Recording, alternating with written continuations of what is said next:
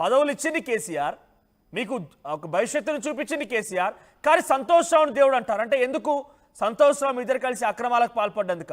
సంతోష్ రావు ముఖ్య అనుచరుడిగా ఉన్నటువంటి పోచంపల్లి శ్రీనివాసరెడ్డి అనే వ్యక్తి ఎమ్మెల్సీగా ప్రస్తుతం కొనసాగుతూ మోకిల దగ్గర మెగా కృష్ణారెడ్డితో కలిసి 750 కోట్ల రూపాయల ప్రాజెక్టు కట్టారు. ఏడికేళ్ళు వచ్చినాయి డబ్బులు. ఈ డబ్బులన్నీ ఎక్కడి నుంచి వచ్చినాయి? నవీన్ రావు అనే వ్యక్తి సంతోష్ రావుని బహిరంగంగానే నా దేవుడు అని సంబోధిస్తాడట. ఎలా దేవుడయ్యాడు? సంతోష్ రావుకు ఉన్నటువంటి పదవి ఏంటి? సంతోష్ రావు చేసే పని ఏంటి? ఆయన ఎలా దేవుడయ్యాడు? సంతోష్ రావు ఏకంగా సిరిసిల్ల నియోజకవర్గంలో కొంతమంది కుటుంబాలు దళిత కుటుంబాలన్నింటినీ కూడా 7 కుటుంబాలని నానా టార్చర్ చేసి 3rd డిగ్రీ ప్రయోగిస్తే ఆ నెపాన్ని, ఆ అపవాదును మొత్తం మోసింది బీఆర్ఎస్ పార్టీ. మా అన్న కేటీఆర్ ఆ అపవాదు మొత్తాన్ని మోసాడు. ఈ గుంటనక్కలు, మేకవన్న పుళ్ళు మొత్తం కూడా కుట్రలు పన్ని అవినీతి అక్రమాలకి మొత్తం వీళ్ళు పాల్పడి అమాయకుడైనటువంటి మా నాన్న పైన ఈ రకమైనటువంటి దుష్ప్రచారం చేసి ప్రయత్నం చేస్తున్నారు. రేవంత్ రెడ్డితో కలిసి హరీష్ రావు, సంతోష్ రావు మా నాన్నపై కుట్రలు బానుతున్నారని చెప్పి కవిత మాట్లాడుకొచ్చారు. ఒకసారి సంతోష్ రావు పైన కవిత ఏం మాట్లాడారో చూద్దాం. ఇక పెద్ద సార్కు నీడలాగా సంతోష్ రావు గారు ఉంటారు. ఇక సంతోష్ రావు గారి గురించి 2 నిమిషాలు చెప్తా. అంత పెద్ద సీనున్న మనిషి కాదు కానీ చెప్పాలి. ఎందుకంటే కూరల ఉప్పు ఎట్లుంటుందో ఈయన అట్లా అన్నట్టు ప్రతి దాంట్లో చెడగొట్టడానికి కొంచెం ఉండాలి కదా, అట్లాంటి వాడు. కాబట్టి చెప్పక తప్పదు ఈయన గురించి. చెప్పులో రాయి చెవులో జోరిగా అంటాం కదా, అట్లాంటి టైపు. కాబట్టి ఖచ్చితంగా చెప్పాలి. విషయం ఏంటంటే ఈయన ధనదాహం ఎట్లాంటిదంటే సంతోష్ రావు గారిది రామన్న కాన్స్టిట్యున్సీ, కేటీఆర్ అన్న కాన్స్టిట్యున్సీ నేరెళ్లలో ఇసుకలారి గుద్ది ఒక దళిత బిడ్డ చనిపోతాడు. సరే, దాని మీద పాపం అక్కడ ఆ రోజు అందరు యాజిటేషన్ చేస్తే ఈయన సంతాన అడ్వాంటేజ్ ఏంది? ఇక్కడ కూర్చుంటాడు కదా సార్ దగ్గర, సీఎంఓలకి వెళ్ళి ఫోన్ చేసి అక్కడ ఉన్న పోలీసు వాళ్ళందరినీ ఒత్తిడి పెట్టి 7 దళిత బిడ్డల్ని కొట్టినరండి. 3-4 సార్లు 3rd డిగ్రీ వేస్తే ఇలా 7 కుటుంబాలు కూడా వాళ్ళు ఎందుకు కూడా ఏ పని చేసుకోలేనటువంటి పరిస్థితులలో ఆ దళిత బిడ్డలు ఉన్నారు. ఈయన దానికి నకిలీ ప్రోగ్రామ్ గ్రీన్ ఇండియా ఛాలెంజ్ అని పెడతాడు. తెల్లారులేస్తే సినిమా వాళ్ళని తీసుకురావాలి, రోజు ఒక ఫోటో వేసుకోవాలి. దాని వెనుక ఉన్న కుట్ర ఏంటంటే జీవో అమెండ్మెంట్ అవుతుంది సంతోష్ గారి గురించి. ఆ ఫారెస్ట్లను 10% ఇన్కమ్ ఎవరన్నా ఇస్తే అమ్యూజ్మెంట్ పార్క్లకు ఇస్తారన్నట్టు. దానికోసం జీవో అమెండ్ అవుతుంది. దానికి ప్రభాస్ గారిని, చిరంజీవి గారిని, అనేక మంది సినిమా స్టార్లను మోసం చేసి వాళ్ళని తీసుకుపోయి వాళ్ళతో ఫోటోలకు పోజులు ఇప్పించి ఫారెస్ట్లను కొట్టేయాలని ప్లాన్ అయినది. అంటే ఒక పక్క సంతోష్ రావు గ్యాంగు, ఇంకో పక్క హరీష్ రావు గ్యాంగు 100కు 100% రేవంత్ రెడ్డి గారితో, ఇక్కడ ఉన్న కాంగ్రెస్ ప్రభుత్వంతో, అవసరమైన సందర్భంలో పైన బీజేపీతోని వాళ్ళు కోఆర్డినేషన్లో ఉండి బీఆర్ఎస్ పార్టీకి జలగల్లాగా పట్టి పీడుస్తున్నారు. నిరంతరం బీఆర్ఎస్ పార్టీకి నష్టం చేస్తారు. ఒకవైపు అప్పటి ముఖ్యమంత్రి కేసీఆర్ గారేమో హరితహారం పేరిట కార్యక్రమాన్ని చేస్తే ఈయన గ్రీన్ ఇండియా ఛాలెంజ్ చేశారు. రోజో సినిమా వాళ్ళని బట్టుకు రావాలి, హీరోయిన్ బట్టుకు రావాలి, చెట్టు పెట్టాలి, ఫోటో తీసుకోవాలి, పబ్లిసిటీ చేయాలి. ధనదాహంతో వీరిద్దరు కూడా ధనదాహంతో రెచ్చిపోయారని చెప్పి కవిత సంబోధించారు. సంతోష్ రావు తెలిసి బయటకు వచ్చి పెద్దగా మాట్లాడకపోవచ్చు, వీటికి ఎక్కడ కూడా రెస్పాండ్ అవ్వకపోవచ్చు, కానీ డెఫినెట్గా హరీష్ రావు అయితే అంతకంతకు సమాధానం చెప్తారని మాత్రం చాలా స్పష్టంగా ఆ పార్టీ నాయకుల నుంచి వస్తున్నటువంటి సమాచారం. సో ముఖ్య నాయకులు, ముఖ్య అనుచరులు, పార్టీలో తను నమ్ముకున్న ఎమ్మెల్యేలంతా కూడా ఇప్పుడు కవిత పైన ఆగ్రహంతో రగిలిపోతూ ఉన్నారు. ధనదాహం, గుంటనక్కలు ఇటువంటి వ్యాఖ్యలను ఉపయోగించింది హరీష్ రావు సంతోష్ రావుల పైన. ఏకంగా చాలా తప్పులు చేస్తే తప్పులన్నింటి కూడా మోసింది కేసీఆర్ గారు, కేటీఆర్ గారు. మేమైతే ధనదాహంతో ధనాన్ని సంపాదించుకుని మాత్రం వీళ్ళని చెప్పి సంతోష్, హరీష్ రావుల పైన ఆగ్రహంతో రగిలిపోయింది కవిత. ఆ స్టేట్మెంట్స్ కూడా చాలా సంచలనంగా, ఘంటాపదంగా చెప్పుకొచ్చారు. సో మా ప్రతిని మధు కూడా ఫోన్లో సిద్ధంగా ఉంటారు. మధు, సో ఇప్పుడు రేపటి రోజున హరీష్ రావు ఏం చేయబోతున్నారు? నాకు తెలిసి సంతోష్ రావు పెద్దగా రియాక్ట్ అవ్వకపోవచ్చు, కేసీఆర్ డైరెక్షన్లో ఉంటారు కాబట్టి పెద్ద ఎక్కడ కూడా ఆయన అంత బయటకు వచ్చి ఎప్పుడు కూడా ఆయన ఈ 10 ఏళ్ల పాటుగా మీడియా సమావేశంలో పాల్గొన్నట్టుగా, మీడియా అడ్రస్ చేసినట్టుగా దాఖలాలు లేవు. సో ఈసారైనా ఆయన మాట్లాడతారా?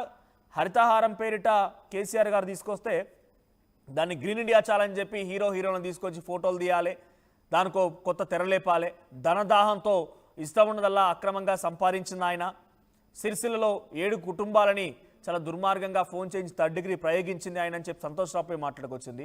హరీష్ రావుని గుంటనక్క అంటూ కూడా సంబోధించినట్టుగా మాట్లాడుకొచ్చారు తను ఇండైరెక్ట్గా.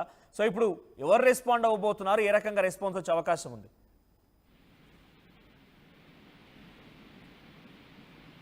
Right Madhu, Manoj, right respond ఎలా అవ్వబోతున్నారు? హరీష్ రావు, సంతోష్ రావు రియాక్షన్ ఏముండబోతోంది?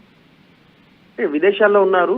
కూతురు గ్రాడ్యుయేషన్ సంబంధించినటువంటి జాయినింగ్ సందర్భంగా విదేశాలకు వెళ్లారు హరీష్ రావు. మొన్న అసెంబ్లీ అయిపోయిన తర్వాత అర్ధరాత్రి తర్వాత అదే రోజు వెళ్లారు 4 రోజుల పర్యటన కోసం. ఈ రోజు సాయంత్రం ఏంటంటే రేపు ఉదయానికి రీచ్ ఉన్నట్టుగా తెలుస్తా ఉంది. ఇంకా పూర్తి సమాచారం రావాలి హరీష్ రావు ఎప్పుడు హైదరాబాద్ రీచ్ అవుతారని. రీచ్ అయిన వెంటనే ఖచ్చితంగా కవిత వ్యాఖ్యలపైన రెస్పాండ్ కావాల్సినటువంటి సిచ్యువేషన్ తప్పని పరిస్థితి ఏర్పడింది. మీడియా సమావేశం ద్వారానో లేదంటే ప్రెస్ నోట్ ద్వారానో రెస్పాండ్ అవ్వాల్సినటువంటి అవసరం ఉంది. ప్రెస్ నోటో ట్వీటో అయితే అక్కడి నుంచి చేసేవారు.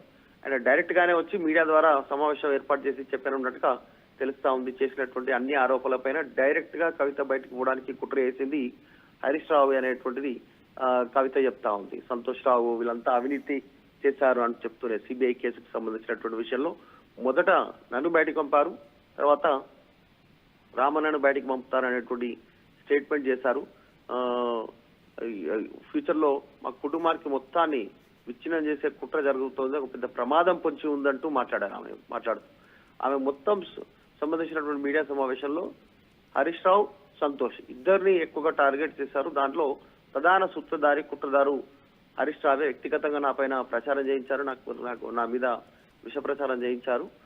నా వరకు చేస్తే ఊరుకున్నాను, కానీ ఈరోజు పార్టీయే లేకుండా పార్టీని చేజిక్కించుకోవాలనేటువంటి కుట్ర చేస్తా ఉన్నారు. ఉన్నటువంటి వారిపైన ఏదో రకంగా కుట్ర చేసి వారిని ట్రబుల్ ఆయనే క్రియేట్ చేస్తారు, దాన్ని సాల్వ్ చేసినట్టు కూడా ఆయనే నటిస్తారనేటువంటి స్టేట్మెంట్ చేశారు. చాలా బిగ్గెస్ట్ స్టేట్మెంట్ చేశారు ఎమ్మెల్సీ కవిత. కాబట్టి తప్పని పరిస్థితుల్లో హరీష్ రావు అండ్ టీం వాళ్ళు ఖచ్చితంగా మీడియా ముందుకు వచ్చేటువంటి అవకాశం ఉంది. అందుకే హరీష్ మద్దతుదారులు ఎవరు కూడా ఇంకా బయట బహిరంగంగా వచ్చి మాట్లాడలేదు. హరీష్ రావే డైరెక్ట్ గా విదేశాల నుంచి రాగానే హైదరాబాద్ కి కేసీఆర్ ని కలిసి ఆయన మీడియా సమావేశం ఏర్పాటు చేసేటువంటి అవకాశం కనిపిస్తా ఉంది. రైట్, డైరెక్ట్ గా హరీష్ రావు స్పందిస్తారా లేకపోతే హరీష్ రావు తరఫున ఇంకెవరైనా స్పందించే అవకాశం ఉందా? అంటే హరీష్ రావు రెస్పాండ్ అవ్వాలనుకుంటున్నారా డైరెక్ట్ గా? ఖచ్చితంగా హరీష్ రావే రెస్పాండ్ కావాల్సినటువంటి సిచ్యువేషన్ ఉంది. ఆయన తరఫు నుంచి రెస్పాండ్ అయ్యే వాళ్ళు ఉంటే ఈ పార్టీకి ఎవరైనా రెస్పాండ్ అయ్యే వాళ్ళు. అలా కాకుండా హరీష్ రావు వచ్చిన తర్వాత ఫస్ట్ మొదటగా కేసీఆర్ కలిసే అవకాశం ఉంది. తర్వాత ఆయన మీడియా ముందుకు వచ్చేటువంటి సిచ్యువేషన్ కనిపిస్తా ఉంది.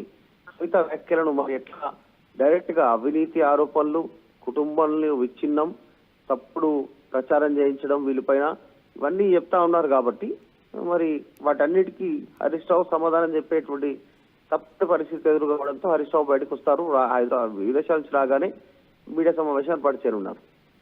రైట్, మొదలైన మీడియా సమావేశం తర్వాత కవిత నిర్వహించిన మీడియా సమావేశంలో చాలా సంచలన వ్యాఖ్యలు చేసింది. రాజకీయ కథా చిత్రమే బయట పెట్టాను అని చెప్పుకొచ్చింది.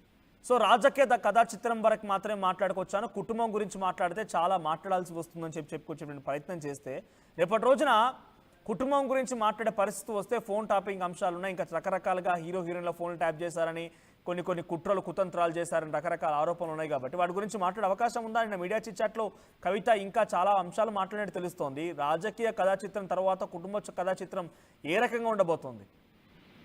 ఎగ్జాక్ట్లీ, అంటే రాజకీయ అంటే పార్టీ పరంగా పార్టీకి నష్టం జరుగుతున్నటువంటి అంశాలపైనే రెస్పాండ్ అయ్యాను, మాట్లాడితే చాలా డేటా ఉంది అంటూ మాట్లాడారు. ఆమె దగ్గర మొత్తం చిట్టా ఉంది, అందరికి సంబంధించిన సమాచారం ఉంది, కాకపోతే అది చెప్తే బీఆర్ఎస్ లో ఉన్నటువంటి నాయకులు ఇబ్బంది పడతారంటూ ఆమె ఓపెన్ అయ్యారు. కానీ నిన్న హరీష్ రావును టార్గెట్ చేసినటువంటి సందర్భంలో, సంతోష్ రావును టార్గెట్ చేసి మాట్లాడుతున్న సందర్భంలో మాత్రమే ఒక్క ఎగ్జాంపుల్ తీసుకున్నారు. పల్లా రాజేశ్వర రెడ్డికి సంబంధించిన పేరు, గతంలో ఆయన పంపినటువంటి మెసేజ్, ఇవి తీసుకున్నారు. ఎందుకంటే అక్రమంగా 750 కోట్లతో ఒక విల్లాస్ నిర్మిస్తా ఉన్నారు అక్కడ అనేటువంటి ఒక వెంచర్ ప్రాజెక్ట్ చేపడతా ఉన్నారు. సో ఇన్ని డబ్బులు ఎక్కడి నుంచి వచ్చాయి? సంతోష్ రావే వెనకాల బినామీ ఉండి పోచంపల్లి శ్రీనివాస్ రెడ్డితో ఇవన్నీ చేయిస్తా ఉన్నటువంటి స్టేట్మెంట్ చేశారు. సో ఇంకా కూడా మరి సమాచారం ఉంటుంది కదా మీ దగ్గర అన్నట్టు మీడియా అడిగినటువంటి క్వశ్చన్ ఆమె సమాధానం చెప్పారు. చాలా ఉంది, కాకపోతే మొత్తం బయట చెప్పలేను, సందర్భం వచ్చినప్పుడు చెప్పడానికి సిద్ధంగా ఉన్నానంటూ స్టేట్మెంట్ చేశారు. ఆమె చేసినటువంటి కామెంట్స్ పైన హరీష్ రావు తప్పని పరిస్థితుల్లో రెస్పాండ్ కావాల్సినటువంటి సిచ్యువేషన్ ఏర్పడేది మనసు. రైట్.